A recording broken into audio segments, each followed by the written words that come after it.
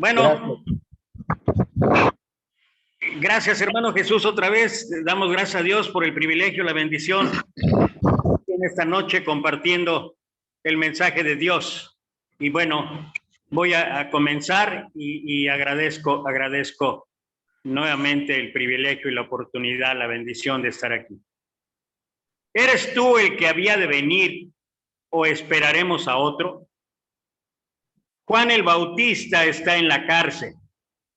Mateo capítulo 14, versículo 3 y 4 dice: porque Herodes había prendido a Juan y le había encadenado y metido en la cárcel por causa de Herodías, mujer de Felipe, su hermano, porque Juan le decía: no te es lícito tenerla. Y una vez que estaba ahí, ¿qué pasó con Juan? ¿Qué pasó con él cuando estaba ahí en la cárcel? Bueno, ahí en Mateo, también capítulo 11, versículo 1 al 3, dice: cuando Jesús terminó de dar instrucciones a sus 12 discípulos, se fue de ahí a enseñar y a predicar en las ciudades de ellos. Y al oír Juan en la cárcel los hechos de Cristo, le envió 2 de sus discípulos para preguntarle: ¿eres tú el que había de venir o esperaremos a otro? Parece ser que la duda está invadiendo a Juan el Bautista. Y vale la pena preguntarse qué es la duda en primera instancia. La duda supone un estado de incertidumbre. Donde hay dudas, no hay certezas. Si una persona duda sobre algo, no está seguro de la validez de esa cuestión. La duda es un límite a la confianza, ya que donde hay dudas, no existe la creencia en la verdad de un conocimiento. Una duda es como no poder determinar entre 2 decisiones o 2 juicios. Se trata indudablemente de una vacilación que puede experimentarse ante un hecho, una noticia o una creencia. Una duda es no determinar entre 2 juicios o decisiones. Y esta duda puede afectar una creencia o pensamiento o proyectarse hacia una acción determinada. Permíteme compartir algunos ejemplos.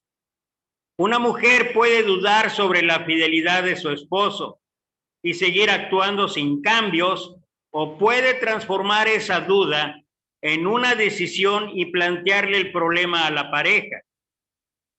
Es así como comienza la duda. Y como este ejemplo pudiéramos mencionar varios. Pero mejor regresemos con Juan el Bautista. Y vale la pena preguntarse por qué Juan está dudando de Jesús. Si nosotros podemos regresar el tiempo atrás, podemos repasar la historia, particularmente la historia entre Juan y Jesús. Porque mira, lo primero que podemos mencionar es que desde el mismo vientre de su madre, Juan el Bautista identificó a Jesús.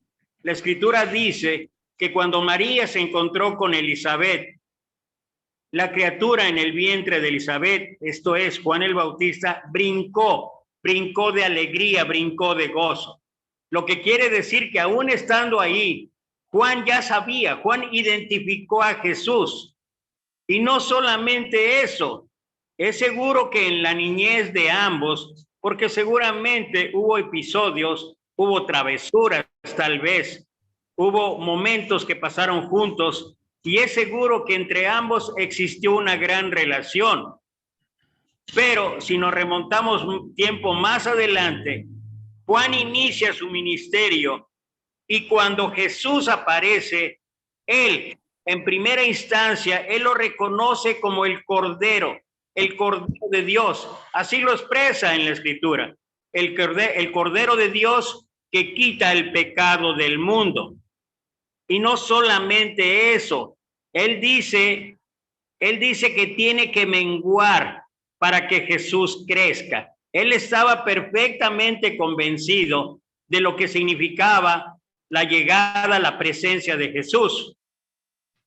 Pero si tuviéramos que encontrar un pasaje en lo particular, tal vez podamos ir cuando Juan bautizó a Jesús, y no solamente por el hecho de bautizarlo, que al principio no quería hacerlo, y Jesús le tiene que decir, es necesario que así ocurra, porque Juan le decía, tú eres el que me tienes que bautizar a mí.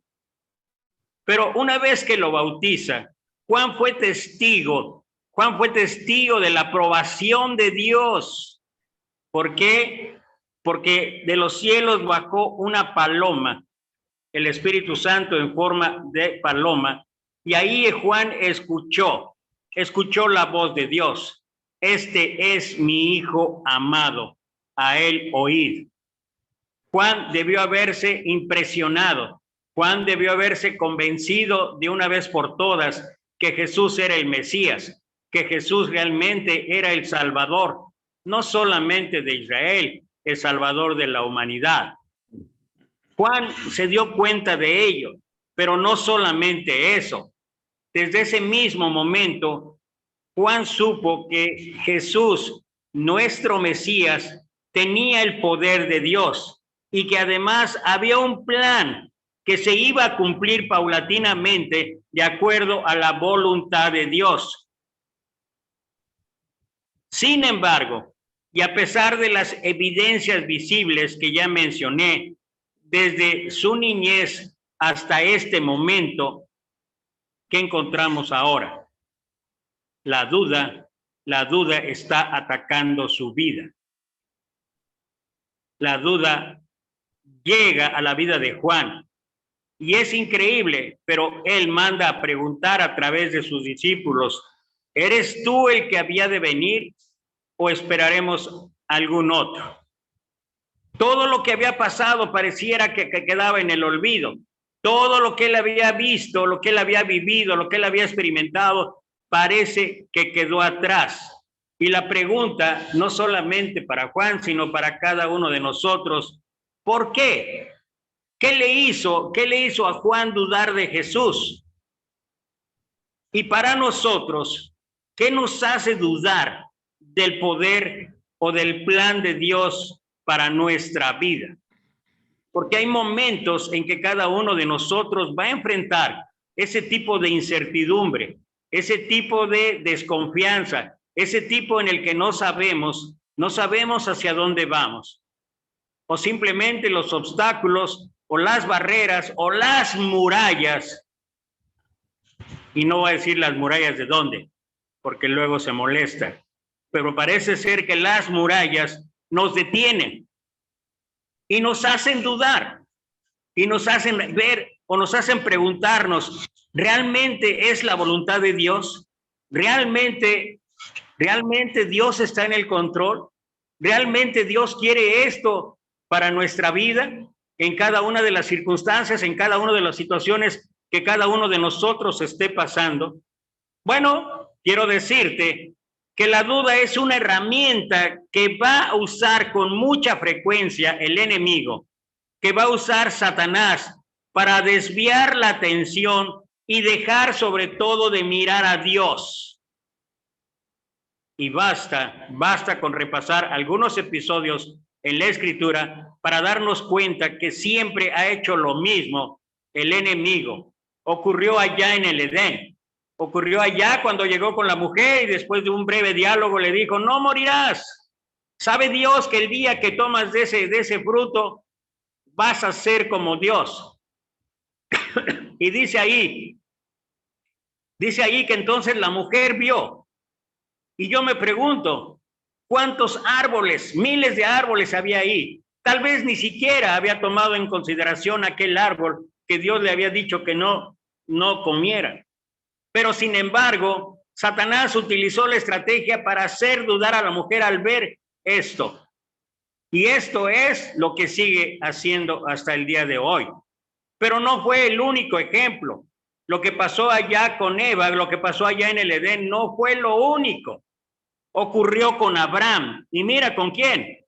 Abraham, el padre de la fe. Abraham, que mostró una disposición enorme, una obediencia inmediata, cuando ahí en Génesis 12 el Señor le dice, deja tu tierra y tu parentela a la tierra que yo te mostraré. Y en ese momento no hubo ninguna duda en Abraham. De inmediato realizó e hizo lo que el Señor le estaba mandando. Pero apenas salió de ahí, apenas había avanzado hasta la siguiente población. ¿Y qué pasó? ¿Y qué pasó?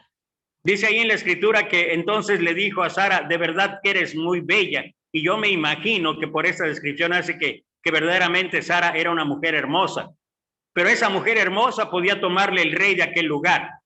Y entonces, ¿qué pasó? Entonces dudó de que Dios estuviera en el control, dudó de que Dios tuviera el poder, dudó de que Dios pudiera librarlo de una muerte segura, porque esa era la costumbre, matar al esposo y quedarse con la mujer. Y no fue lo único que pasó con Abraham. Más tarde, cuando Dios hizo la promesa, más tarde cuando Dios le reiteró hasta en 2 ocasiones lo que iba a pasar, cómo iba a ser el padre de muchas naciones y cómo a través de él iba a bendecir, todavía 25 años después, y uno puede preguntarse, bueno, después de 25 años cualquiera puede dudar, pero no solamente ya dudó él, dudó Sara incluso, llegando al grado de reírse cuando el ángel llegó y ahora sí dijo, va a replicar o replicó el ángel la promesa de Dios. ¿Y qué pasó? Ella todavía dudó y lo expresó con una risa. Y el ángel tuvo que decir, ¿acaso hay algo difícil para Dios? Pero esto ocurrió con él. Y estamos hablando del padre de la fe. Pero también ocurrió con Moisés. Una y otra vez ahí en la zarza que Dios le dijo, le indicó cuál era el plan. Una y otra vez Moisés poniendo pretextos, Moisés poniendo argumentos para decir, ellos no me van a creer. ¿Quién soy yo? Estaba dudando. Y Dios le tiene que decir, soy yo el que lo va a hacer. Tú simplemente eres un instrumento. Pero la duda ataca. Y si uno no cree verdaderamente que Dios está en el control, que Dios está en el poder, lo más probable es que la duda nos haga ir por caminos contrarios, por caminos diferentes. Ocurrió con los discípulos en la tormenta. Jesús está dormido, la tormenta recia. ¿Y qué fue lo que pasó? Aquellos estaban atemorizados, en otras versiones dice asustados, amedrentados. Señor, ¿no te da cuidado que perecemos? Y Jesús se levanta, calma el mar y dice, ¿por qué dudaron? Hombres de poca fe. Y quizá uno de los episodios más increíbles está en la vida del mismo Pedro, de entre los discípulos, porque cuando ellos estaban remando ahí a medianoche, después de haberlo hecho durante 6, 7, 8 horas, y que Jesús no aparecía, de momento dice la escritura que apareció como si fuera un fantasma, y ellos se asustaron al principio, pero después Pedro dijo, Señor, si eres tú, manda que yo vaya hacia ti. Y Jesús le dice, ven.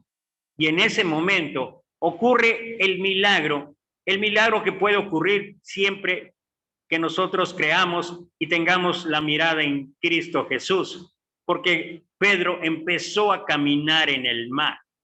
Esto es algo que va contra la misma naturaleza humana, es algo que va contra la lógica, que va contra la razón, pero Pedro lo estaba haciendo, poniendo su mirada en Jesús. Pero cuando la tormenta, cuando las nubes, cuando él oyó el ruido y entonces quitó la mirada de Jesús, entonces dudó y tal vez hasta se preguntó, ¿realmente puedo estar haciendo eso? ¿Y qué fue lo que pasó? Bueno, conocemos la historia. Él empezó a hundirse y clamó a Jesús y Jesús estuvo presto ahí para ayudarlo, igual que lo hace con nosotros hoy en día. Y tal vez pensando en todos estos ejemplos y pensando otra vez en lo que está pasando con Juan, podemos argumentar que el momento más propicio para hacernos entrar en duda es necesariamente cuando estamos en dificultades, cuando estamos en problemas, cuando parece que no hay solución a lo que estamos viendo. Pareciera ser que el mundo se cierra alrededor nuestro.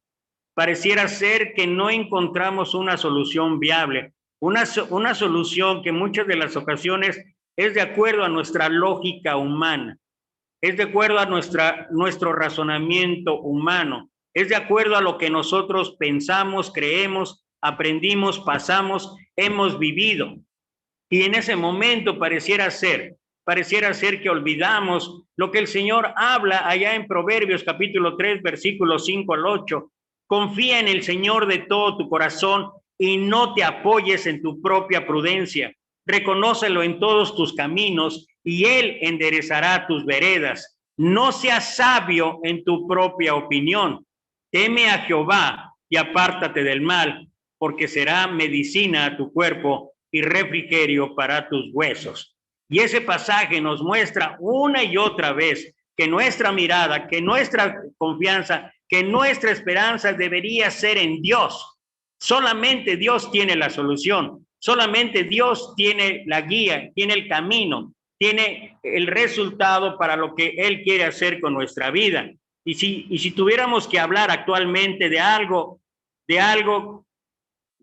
que nos pasó y de una manera increíblemente, no de una ciudad, no de un país, no de un continente, algo que nos pasó a nivel mundial, algo que no había ocurrido mucho antes. Había habido guerras, había habido desastres naturales, había habido pandemias, pero muy específicas. Pero algo que ocurrió hace 3 años ya, o casi 4 años, y que nos llevó a todos, incluyéndonos cristianos, incluyéndonos aquellos que nos decíamos confiar en Dios, fue la pandemia. Porque la pandemia fue la más clara situación o la más clara muestra de dudar que Dios estaba en el poder. Yo recuerdo mucho el principio de la pandemia. Muchos de nosotros, incluso dentro de la hermandad, hasta se rebelaron, se rasgaron las vestiduras, echaron silicio en el pelo cuando de parte de la autoridad se nos mandó no estar reunidos más de 10 personas. Y en algunas iglesias dijeron, obedeceremos más a los hombres que a Dios, de ninguna manera. Y todos tuvimos que pagar el precio, porque verdaderamente la pandemia acabó con la vida de familiares, de vecinos, de hermanos en la fe. Conocí 2 congregaciones donde, debido a su necedad, a su terquedad de someterse a los lineamientos de la autoridad, siguieron reuniéndose incluso a escondidas y tristemente murieron 4 miembros, 2 de cada congregación. ¿Y todo por qué? Porque erróneamente suponíamos que a pesar de las situaciones, Dios nos iba a librar. Pero aquí no se trataba de dudar del poder de Dios. Se trataba de ver cómo reaccionábamos ante lo que estaba ocurriendo y cómo, a pesar de las circunstancias, situaciones que vivimos tremendamente en ese primero y parte del segundo año hasta que llegaron las vacunas y muchas otras cosas más, pudimos darnos cuenta de que Dios tenía un propósito, tenía un plan. Y mucha gente, incluso no creyentes, mucha gente dobló rodilla en ese tiempo. Tal vez no llegaron a aceptar el señorío de Jesús tomando el plan de salvación, pero era evidente que muchísima gente a través de la oración estaba doblando rodilla, estaba reconociendo que Dios era el que tenía el control, que Dios tenía solamente el poder para librarnos de esa situación tan difícil que tuvimos que pasar muchos. Y aquellos que sobrevivimos o aquellos que permanecemos, podemos ver atrás y darnos cuenta que Dios determinó cómo, cuándo y dónde eso iba a empezar a pasar, o cuándo, cómo y dónde iba a terminar. Pero la cuestión era, igual que las plagas en Egipto, igual que Dios quería que no solamente el faraón, el pueblo de Egipto, supiera del poder de Dios, sino que su propio pueblo se diera cuenta de la magnificencia, del poder, de la soberanía, de la fortaleza del Dios que los estaba librando de la esclavitud. Y tal parece que ni así entendieron. Pero no somos tan diferentes. ¿Por qué? Porque tal vez si ahora estamos pasando por una crisis en el matrimonio, o en la salud, o en la economía, o incluso en lo espiritual, es seguro que la duda está acechando nuestra vida. Es seguro que la duda está poniéndose como un obstáculo para seguir confiando y creyendo en el plan y el poder de Dios. Juan estaba en la cárcel y a pesar de ser un hombre consagrado de Dios, Jesús mismo dijo que no había profeta mayor. Sin embargo, él está dudando de Jesús. Pero si esto es un tanto incongruente en algún modo, la duda de Juan, más increíble fue la respuesta de nuestro Señor Jesús. Porque la respuesta de nuestro Señor Jesús fue, ahí donde estábamos, versículo 4, respondiendo Jesús les dijo, id y haced saber a Juan las cosas que oís y veis. Los ciegos ven, los cojos andan, los leprosos son limpiados, los sordos oyen, los muertos son resucitados y a los pobres es anunciado el evangelio. Y me encanta el versículo 6, porque puedo decir que es para mí, pero también para aquellos que estén pasando por serias dudas en su vida. Y bienaventurado, nota esto, bienaventurado, recuerda, la palabra bienaventurado o bienaventuranza es dichoso, feliz, contento, alegre, gozoso. Y Jesús dice, y bienaventurado o feliz, agradecido, gozoso, contento, es el que no halle tropiezo en mí. Eso es la respuesta de nuestro maestro. Y lo que podemos ver en la respuesta de Jesús es que Jesús establece que Él está en el control. Que lo importante es que por encima de todo, que por encima de nuestras situaciones particulares, personales, el plan de Dios se está cumpliendo y se seguirá cumpliendo. Y que no hay barrera, no hay obstáculo, no hay murallas que lo pueda detener. Dios sigue en el control. El plan de Dios se va a cumplir. Y esto es algo que cada uno de nosotros debería grabar, no solo en la mente, sino también en el corazón, de saber, Dios, no sé qué esté pasando, no sé realmente a dónde ir, pero lo que sí sé, Señor, es que tú estás en el control, que tú eres el que tiene el plan perfecto para mi vida. ¿Y sabes qué? Juan no fue liberado. Si por un momento pensó que Juan, de que con todo el poder que tenía Jesús, simplemente iba a decir a las puertas, a las paredes que se cayeran y él saliera, no ocurrió así. Juan no fue liberado. Pero es seguro que cuando sus discípulos le llevaron la respuesta de Jesús, su perspectiva de vida, su perspectiva de creencia, su confianza y todo lo demás cambió. Y es seguro que entonces regresó la confianza y tuvo la fuerza suficiente para enfrentar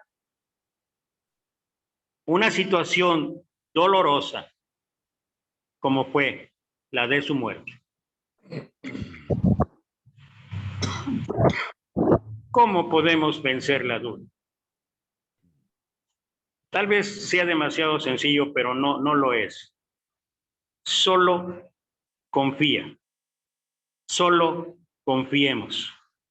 Dios está en el control y Él tiene la mejor solución para nuestra vida. Amén. Durante más de 30 años de ministerio, mi esposa y yo hemos enfrentado diversas situaciones, circunstancias difíciles. Hemos tenido que pasar por serios problemas económicos, de salud y de muchas cosas más. Pero hoy tal vez estemos pasando una situación que a veces se nos sale de control. Y hemos dudado. Hemos tenido una semana difícil. Cuando mi hermano Jesús me escribió y me dijo, ¿puedes dar el mensaje del viernes? Yo de inmediato le contesté, sí, hermano. Y luego me dice, por favor, pásame el tema. Y tengo que confesar que el tema no era para ustedes. El tema era para mí. Porque hoy estoy enfrentando dudas en nuestras vidas, dudas en el ministerio, dudas que parece ser que la altura de esas murallas son tan enormes que no las voy a poder superar. Y han sido días tormentosos, días difíciles, pero gracias a Dios por los instrumentos que Él ha puesto mañana a mañana, muy temprano. Gracias a Dios por sus oraciones. Gracias a Dios por la gente que en una u otra manera nos hace sentir que está con nosotros. Y no hablo solamente de los que nos conectamos todos los días en la mañana. Hablo de gente aquí mismo, alrededor nuestro. Hablo de gente que a distancia, como es mi familia, mis hijas, están convencidas, papá, ya regrésate. ¿Qué quieres demostrar? ¿Qué es lo que quieres realmente hacer ver? Tú y mamá ya han trabajado mucho, tú y mamá han sufrido, y Dios lo sabe. Pero cuando siento que la duda está, o cuando sentía que la duda estaba más fuerte, cuando sentía como el enemigo me estaba haciendo cambiar mis convicciones, entonces miré el mensaje. Un mensaje que ya en alguna ocasión el año pasado, el antepasado, prediqué y dije, no me voy a vencer. Y no nos vamos a vencer mi esposa y yo porque Dios está con nosotros. Porque más grande que nuestros problemas es nuestro Dios. Porque Dios está por encima de cualquier situación. Y porque puede el enemigo seguir sembrándonos dudas. Puede el enemigo seguir mostrándonos el camino fácil, como sería renunciar y regresar a nuestra tierra. Pero hoy en la mañana lo ratifiqué. No me voy, o mi esposa y yo no nos vamos a rendir. Y no nos vamos a rendir porque tenemos un Dios poderoso. Amén. Porque tenemos alguien que nos está cuidando. Porque tenemos alguien que en el pasado nos cuidó, nos protegió y nos sacó adelante. Y yo no veo por qué hoy pueda ser diferente. Hoy confiamos en el poder de Dios. Hoy queremos ver a Dios. Hoy nuestra mirada no queremos que se aparte de Dios. Hoy queremos que nuestro Maestro, nuestro Señor Jesucristo, guíe nuestros pasos. Hoy alejamos cualquier duda de nuestra vida. Y tal vez lleguen más, pero ahora sabemos cómo enfrentar. Y la manera de enfrentar la duda es poner los ojos en el autor y consumador de la fe. Y cuando uno pone los ojos en el autor y consumador de la fe, aquel que sufrió el oprobio, el vituperio por cada uno de nosotros, entonces puedo decir como Juan, los ciegos ven, los cojos caminan, y el plan de Dios sigue adelante.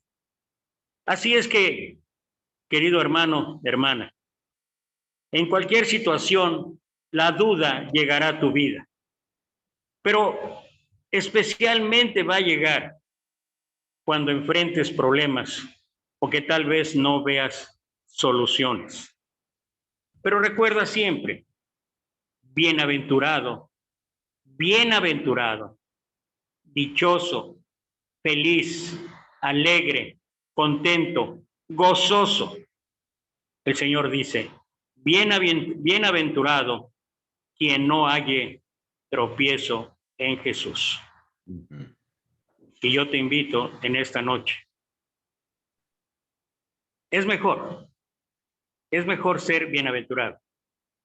Es mejor ser feliz, gozoso, alegre, contento. Porque cuando uno tiene el gozo del Señor, cuando uno tiene la alegría del Señor, es capaz de enfrentar cualquier obstáculo, cualquier problema, cualquier dificultad, cualquier muralla. Porque en Él somos más vencedores. ¿Qué más podemos decir? Si Dios es por nosotros, ¿quién contra nosotros? Padre bendito Dios, alabado y glorificado sea tu nombre. Te exaltamos, te bendecimos, te glorificamos. Te damos gracias, Señor, porque tú eres Dios. Te damos gracias porque tú sigues en el control. Te damos gracias porque de una u otra manera tú nos muestras a través de los sucesos, a través de las circunstancias, a través de todo lo que pasa una y otra vez en nuestra vida, que tú sigues en el control, Señor. Que tú, Padre bendito, tiene el sartén por el mango. Que tú, Padre bendito, puedes enderezar, puedes redarguir, puedes cambiar el curso de cada una de nuestras vidas. Porque tú, Señor, tus planes son perfectos y son planes para encontrar esperanza, son planes para encontrar gozo, alegría, felicidad. Porque la felicidad más grande que cualquier ser humano puede tener es tenerte a ti, Señor. Amén. Por ello, Padre, por ello te alabo, te glorifico. Por ello, Padre, te pido, te suplico, sigue obrando en cada uno de nosotros. Sigue trayendo solución a cada una de las circunstancias, situaciones que cada uno tiene o atraviesa en su vida, que cada uno enfrenta en su vida. Tú, Señor, obra poderosamente. Tú, Señor, muéstranos que tú estás por encima, de cualquier circunstancia, de cualquier problema, de cualquier dificultad. Alabado y glorificado sea tu nombre, Señor. Bendito Padre, te bendecimos, te glorificamos y te damos gracias. En el bendito santo nombre de tu Hijo amado, nuestro Señor Jesucristo. Amén. Amén. Y quiero finalmente leer solamente para este pasaje en Marcos capítulo 11, versículo 23 y 24, y lo voy a leer en la traducción lenguaje actual. Les aseguro que si tienen confianza y no dudan del poder de Dios, todo lo que piden en sus oraciones sucederá. Si le dijeran a esta montaña, quítate de aquí y échate en el mar, así sucedería. Solo deben creer que ya está hecho lo que han pedido. En Dios, más que vencedores. Que Dios los bendiga, amados hermanos. Gracias. Amén. Gracias a Dios por nuestro hermano. Gracias a Dios. Siempre es una bendición tenerte entre nuestros hermanos. Eres una bendición de Dios. No, pues Héctor, ¡pau, pau, pau, pau!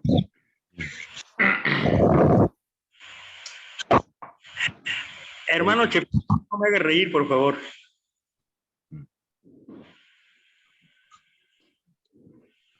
Sí. Siempre es un gusto escuchar la palabra de usted, hermano. Gloria a Dios, hermano, gloria a Dios. Más que nos lleva al lenguaje